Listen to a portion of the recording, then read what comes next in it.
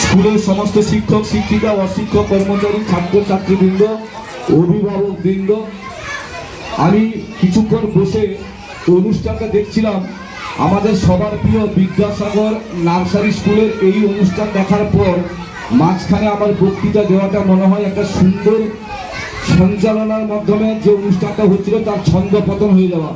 তাই আমি আমার বক্তব্য দীর্ঘায়িত না করে এই অনুষ্ঠানটা যাতে আরো সুস্থভাবে চলে তার ব্যবস্থা আমি করব। আমি তোমাদের সামনে শুধু দুটো কথা বলবো। প্রথম কথা হচ্ছে, আজকের আমরা ৭৯তম স্বাধীনতা দিবসে আমরা বিদ্যাসাগর নার্সারি স্কুলে আমরা উপস্থিত হয়েছি শহীদদের স্মরণ করার জন্য। এই প্রসঙ্গে যে ব্রিটিশদের কবল থেকে ভারতবর্ষকে মুক্ত করেছেন যিনারা, তাদের মধ্যে নেতাজি সুভাষচন্দ্র বসু একজন।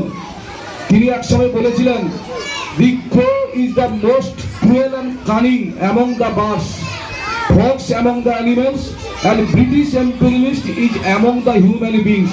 মানে পাখিদের মধ্যে ধূর্ত হচ্ছে কাক, প্রাণীদের মধ্যে ধূর্ত হচ্ছে শৃগাল, এবং মানব জাতির মধ্যে ধূর্ত হচ্ছে ইংরেজ। সেই ইংরেজদের ২৫০ বছরের অপ্রশাসন থেকে ভারতবর্ষকে যারা স্বাধীন করেছে, সেই শহীদদের আমরা স্মরণ করার জন্য আজকে আমরা এই দিবসটি উদযাপন করছি। তোমাদের কাছে তোমরা বাচ্চা ছেলে, তোমাদের এখন স্বাধীন চিন্তা করা হয়নি। বাবা মা যেটা তোমাদের ভালোর জন্য বলবে তোমরা সেইভাবে তোমরা স্বাধীনভাবে, বাবা মা নিশ্চয়ই তোমাদের ভালো চাইবেন, তাদের কথা চলবে। কিন্তু যখন তোমাদের বুঝতে শিখবে তখন কিন্তু তোমরা তোমাদের স্বাধীনতা দিয়ে, স্বাধীন চিন্তাধারা দিয়ে তোমরা কিন্তু বাকি জীবনটা কাটাবে।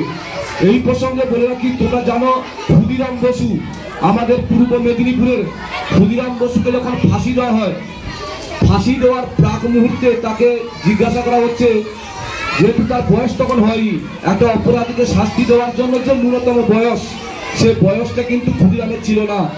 তখন তাকে বলছে, তোমাকে যদি ছেড়ে দেওয়া হয় তুমি কি করবে? বলছে, আমাকে ছেড়ে দিলে আমি আবার বোম মারবো। এইটা বলার জন্য তার কিন্তু আবার ফাঁসি হয়েছিল। তার মানে কতটা দৃঢ় চেতা, কতটা তিনি স্বাধীনভাবে চিন্তা করেছিলেন যে ব্রিটিশদের কবল থেকে ভারতবর্ষকে রক্ষা করতে হবে। তাই নাহলে একটা বাচ্চা ছেলে যাকে বলছে তুমি ছাড়া পেলে কি করবে, বলছে আমি আবার ইংরেজদের বোম মারবো, যার জন্যই তার ফাঁসিটা হয়েছিল। এই প্রসঙ্গে তো মনে রাখবে, যেহেতু আমরা পশ্চিমবঙ্গের অধিবাসী, ভারতের স্বাধীনতা সংগ্রামে সবচেয়ে যাদের ভূমিকা বেশি তারা হচ্ছে বাঙালি। আমরা বাঙালি হিসাবে গর্ববোধ করতে পারি, ভারতের স্বাধীনতা সংগ্রামে আমাদের বাঙালিদের অবদান সবচেয়ে বেশি ছিল।